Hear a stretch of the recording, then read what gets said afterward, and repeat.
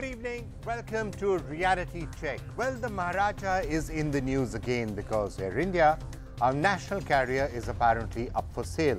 The government's highest planning body, the NITI Aayog, has now proposed that the airline be completely divested in a strategic sale. NITI Aayog essentially reflecting what the finance minister himself had said very recently. You remember that Arun Jaitley had pointed out that since nearly 87% of the aviation market belonged to the private airlines anyway, he saw no problem with the entire sector being privatized. Mr. Jaitley even called it a historic second chance to disinvest in the national carrier. Now, what is it that NITI Aayog is essentially saying right now and what the government seems to be thinking about?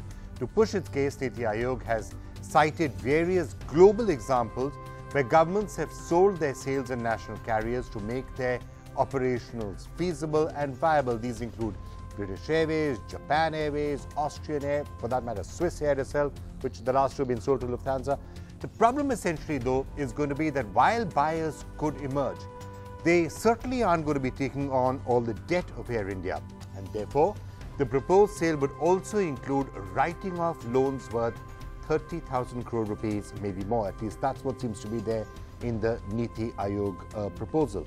Let's face it, Air India has been in the middle of a crisis for a long time now. The carrier has accumulated losses of more than 50,000 crores. 50,000 crores, large sum of money. Total debt stands at 46,000 crore rupees by some measure, of which more than 20,000 crores amounts to loans taken to buy aircraft and their working capital loans. So the airline has been taking loans to pay salaries to its 16,000 employees. Turning the airline around is not going to be that easy, and it may even require more money to be pumped inside. And I guess the government essentially feels that that money could be better spent on other options such as health or education or defense or whatever else there is. But for the moment, officially, this is the stance of the government. The Civil Aviation Minister, Ashok Gajpati Raju, has told NDTV he is studying all options on the table to turn the airline around. Business as usual is not going to help Air India at all. So disinvestment has to be done. Something has to be done. What is that something is the question. One of the things that some experts watching that sector are saying is that the only way is full privatization. It could be, they could be. That's also an option you're looking at. I would say I will not like or suggest any option to be closed. All of this comes at a time when we had yet another clear indication of why the government should not be in the business of running businesses, certainly not airlines or hotels or their equivalent. The CBI has begun a probe and registered FIRs against unidentified officials in the Civil Aviation Ministry for alleged irregularities in the UPA government's purchase of 111 aircraft for Air India and Indian Airlines. The whole deal apparently cost 70,000 crore rupees at that time, and it's now under a certain amount of scrutiny. Right. We're going to be joined right now by Jitendra Bhargav, former director of Air India. We have Amber Dubey, who's joining us, who's partner and head aerospace and defense at KPMG, been talking about the disinvestment of Air India for many years now. P.N. Vijay here used to be, is still really one of the leading lights of the economic cell of the BJP, spokesperson of the BJP, going to be telling us what the government is thinking. T.S.R. Subramaniam joining us, former cabinet secretary. So it's great to have all of you with us. But before I come to you and start discussing the sale of Air India and what should happen, let me just go across to Sandeep Hukan, who's been also tracking very closely those CBI cases there. Sandeep, just take us through this. What exactly is it that the CBI is probing? And of course, whatever the CBI says right now is coming in the light of statements made by many government ministers and others saying you should not be victimizing officials or anybody else for bona fide decisions unless you know that there is some corruption that has taken place, unless you know that there was a malified intention. So is the government and the CBI in this case saying they are fairly certain that there was malified? Well, right, Vikram, yes. Well, let me just sort of give you a sequence of events with regard to the Air India case vis-a-vis CBI so far. Well, the CBI started what they call as preliminary inquiry way back in 2013 when the UPA was in power. But since then, the matter has just dragged on. It's, Prashant Bhushan, the lawyer, he took up the matter in court. It's gone on. But to my mind, I don't recall CBI really interrogating or investigating any senior official of the Civil Aviation Ministry who was associated with the deal so far. But it's only now that a couple of days back they've registered 3 FIRs. First, for deciding to buy 111 aircraft. Originally, the erstwhile Air India was planning to buy only 28 aircraft. What made them scale up their order to 68? That's certainly one of the one aspect of the investigation that the CBI will look at. Why did they also buy 43 additional Airbus aircraft for the erstwhile Indian Airlines? That's point number one. That's the case number one. The case number two is, did Air India give up on its own, give up profitable routes and thereby causing more losses to the national carrier? And third, when the airline had already ordered so many aircraft, why did they actually go ahead with leasing? And that too without proper planning. These leases were carried out that further caused a drain on the exchequer or on the company's finances. Eventually, it is the taxpayers' money that is being used to bail out Air India. These are the charges that have been framed, but the agency doesn't quite explain why now. The case has gone on for so long. Why have they thought it fit to convert a preliminary inquiry into FIRs now? That's one. And two, why have they named unknown officials? After all, government records will clearly have the role played by each individual who took what kind of decision and what led to what action led to further action in this regard. So it's a little baffling why a case has been registered against unknown persons. Right. Why not name it? Of course, timing is also interesting. But just to understand, it's one thing to say, they gave up profitable routes. Now, that is something we can say there was an actual loss that was done. But some of the other questions that have come up, why did you buy more planes? Why did you merge Air India and Indian Airlines? Could a defense be, look, these are business decisions that were taken based on whatever we thought correct at that time? I mean, even private companies, if Air India is privatized, people will take some of those decisions. And at the end of the day, some of the decisions will be right, some will be wrong. Yeah, that's right. In fact, that's the argument often offered by the former Civil Aviation Minister, Mr. Praful Patel. He always believed that Air India really could not compete with some of the best airlines. Some of our domestic carriers are considered to be best in the world, and Air India clearly could not compete with these airlines because they had an old and an aging fleet, and getting new planes was the requirement of that point of time. But obviously this has been a matter of debate because even when these planes were ordered by the government, remember, whether it was Indian Airlines or Air India, they were all companies that were making profits, modest profits of about, in fact, they were only making operating profits. The airlines were actually in losses even then, but the turnover or their profits were to the tune of 100 crores, 150 crores. How on earth then do you go ahead and decide to buy planes worth 70,000 crores? It's, just to give you an analogy, it's like somebody who earns 100 rupees and decides to buy a BMW. Is it a wise decision? I think that's something that is still being debated. I'm sure your guests will debate more on this issue, Vikram. All right, Sunny Pugan, thank you so much for joining us. Well, let me toss this entire question now across to our panel. The question of the privatization of Air India, of course, is something that we're going to come to. But in a sense, Sandeep is right now talking about the timing. It's interesting that the timing of that probe is happening now because, Jitendra Bhargav, let me turn to you, somebody who's been so closely associated with Air India and the fight to turn it around. It's not that we're just trying to turn around Air India now. We've been trying to do it for a long time. Part of the question comes, what are the decisions that you take? What are the reasons why the decisions are taken? Good decisions can go, decisions that are bona fide decisions can sometimes get questioned later, which happens in a government-run airline, which would not happen if it was a private airline. And B, sometimes decisions can be taken for the wrong reasons altogether, all of which a reason why the government should not be running an airline. Vikram, let's look at the facts first. The issue of aircraft acquisition. When do you buy aircraft? A, when you have the money and you can gainfully deploy them. When the aircraft was upped from 28 to 68 for Air India, there was no way that Air India could afford, and government had made it very clear that they will not be funding it. So where was the money going to come? So the debt was bound to rise, financially incapacitating Air India. Merger was another one. Anybody can justify, yes, merger was needed. I've also been a strong supporter. But the question is, how did you go about it? What was the haste? Now let's put it this way. We had Dr. Dharmadhikari committee appointed to look at harmonizing of work culture, pay scales, etc. Now this was appointed 4.5 years after the merger. Isn't it deliberate that you wanted to derail Air India? Then question is leasing, as Sandeep very rightly mentioned.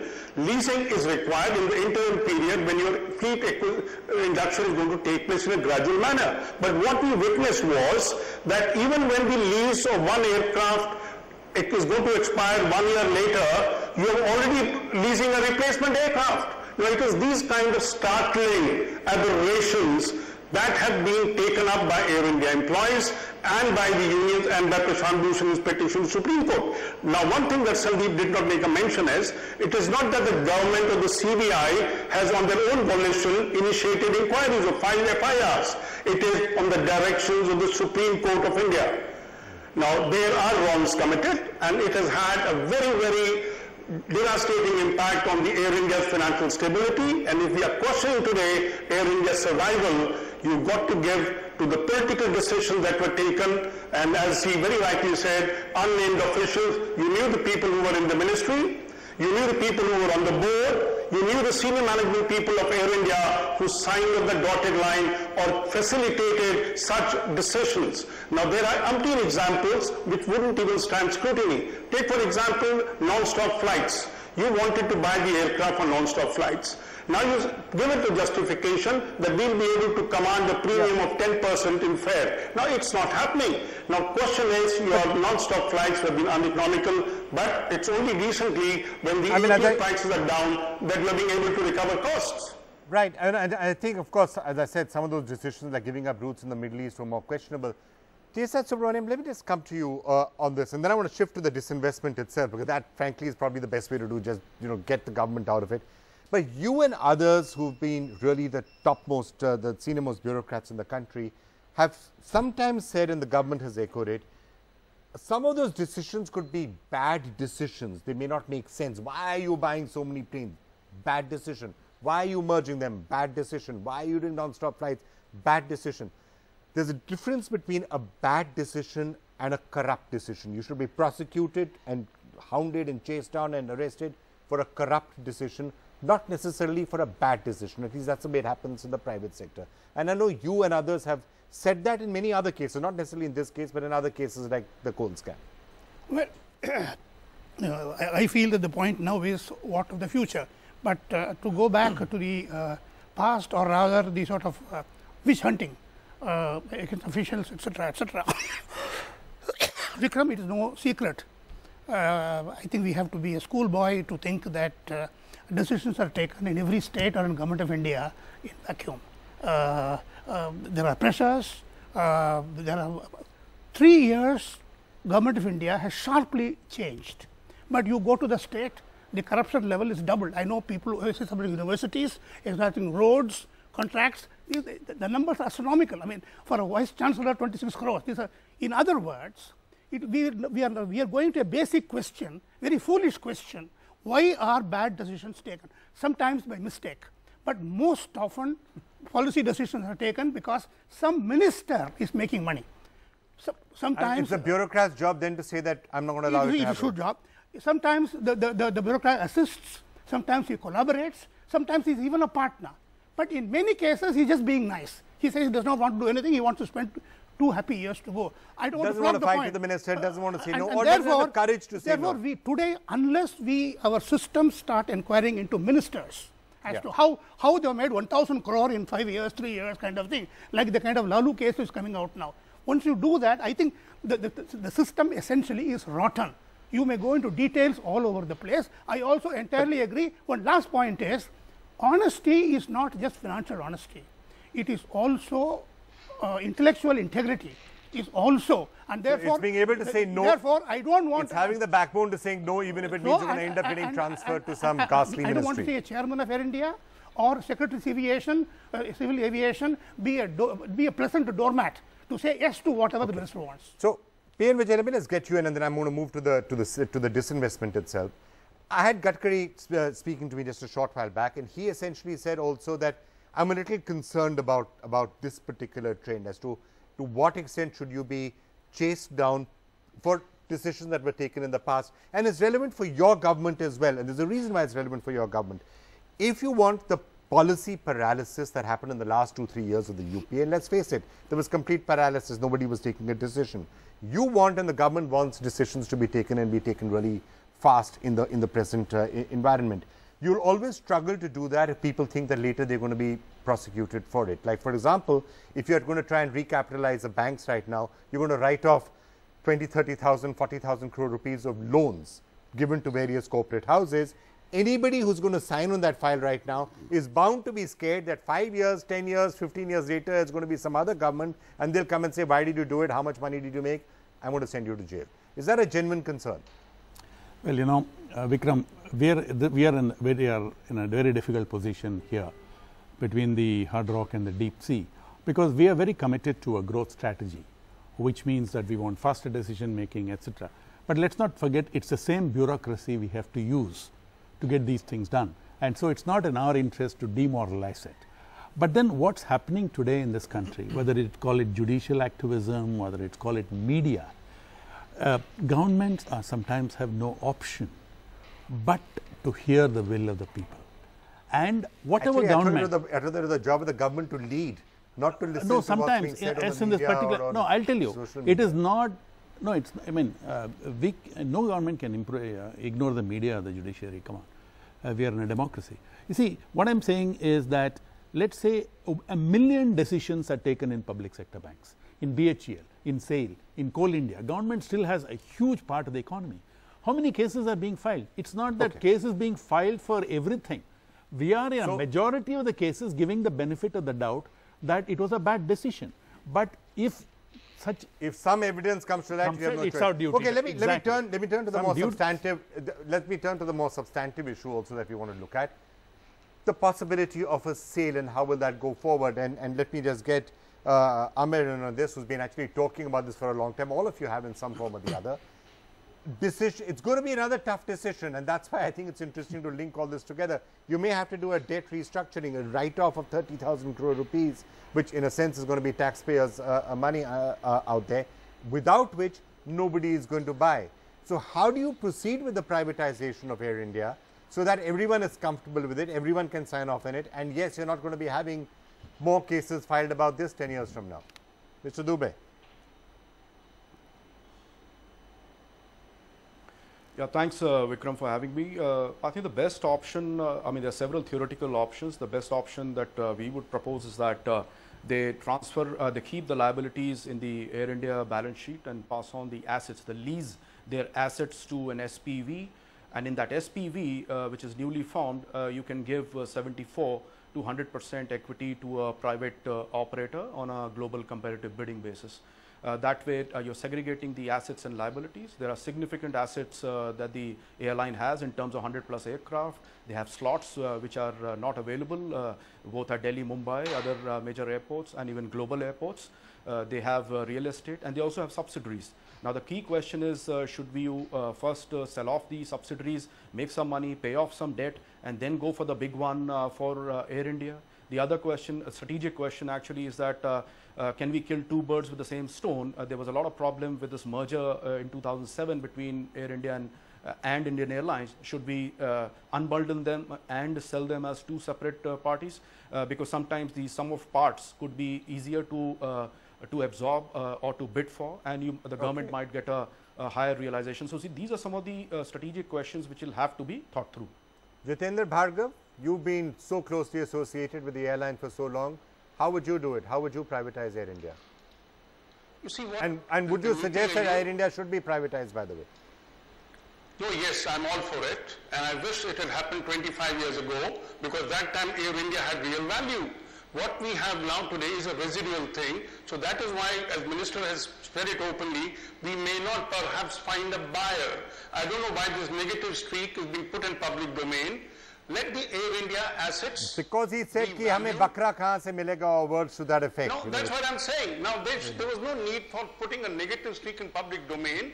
Let's highlight the positives of Air India. Air India has a huge engineering setup.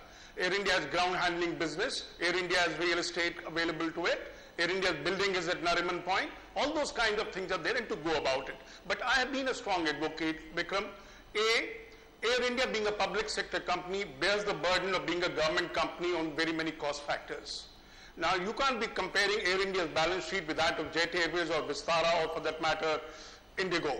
So what government of India needs to do before embarking on privatization is to get Air India to create two balance sheets. Where you have all the social factors that Air India performs on behalf of the government, or because of government policies they have to implement, like reservation, Raj Bhasha committee and various employees that they hire. And to add to that, upgrades to ministers, dealing with people coming and beating up cabin staff with slippers, all the other issues. But then at the end of the day, if I just... Yeah, sorry, carry on.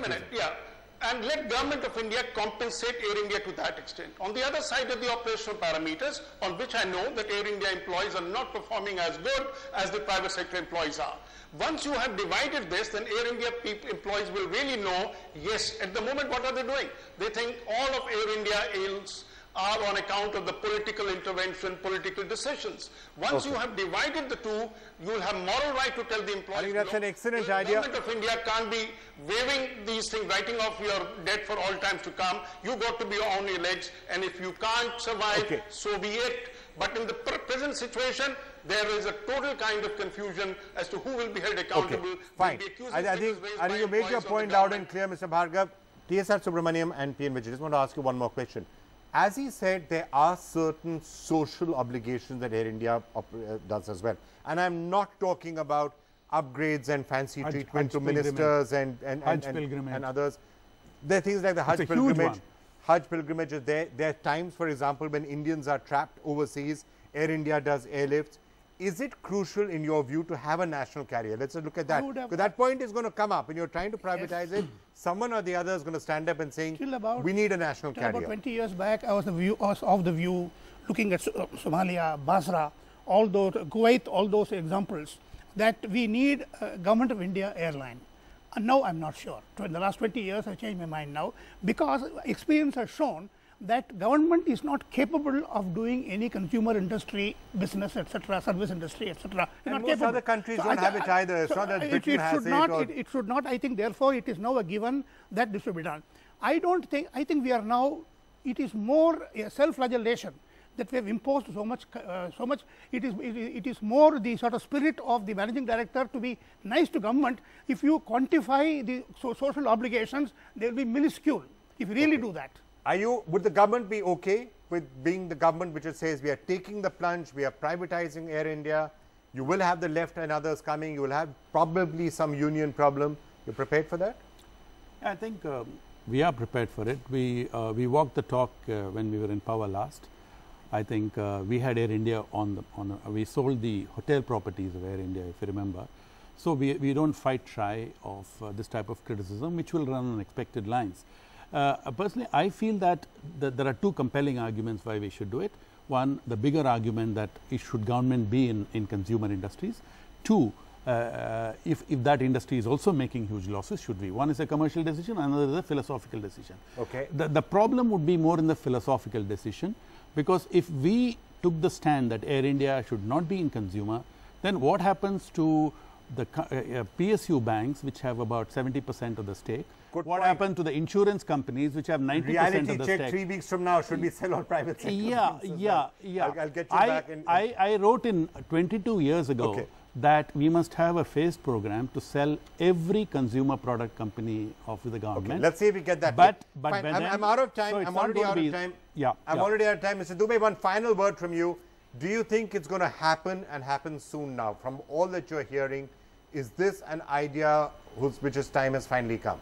Yeah, as the co-panelists mentioned, I think this should have happened almost 10 or 15 years back. We're very happy, extremely bullish. This will go through. I'm very, very sure about that. Thank you. All right, on that particular note, we're going to have to leave it there just for the moment. But all indications are clear, and it is going to be a big step. It could perhaps be one of the headline events. Air India, India's national carrier, to be privatized, to be disinvested. Now, of course, there is going to be discussion and debate over how it will happen, where it will happen, what the precise form will be. But from everything that you're hearing, it does seem to be a path on which this government and this country is now firmly committed. You're watching Reality Check. We'll be back again tomorrow. Bye for now.